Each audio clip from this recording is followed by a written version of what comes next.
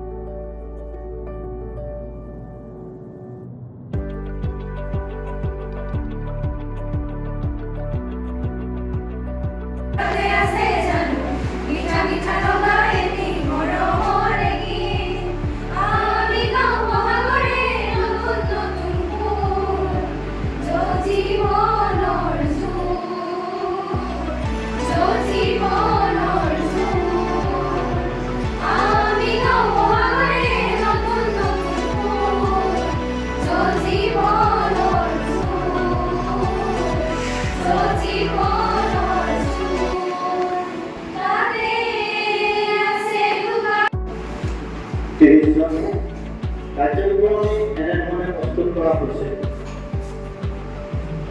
উপস্থিত সদস্য সংখ্যা 30জন মানে আমাৰ কাৰ্যকৰী সদস্য মুখ্যমন্ত্ৰীয়া 30জন আছে। সেইটো সেইদিনা যথেষ্ট হৈছে, যিহেতু আমাৰ অৱসৰী শিক্ষক শ্ৰেণীবৰ্ষ আহিছে 22-24 চনত। গতিকে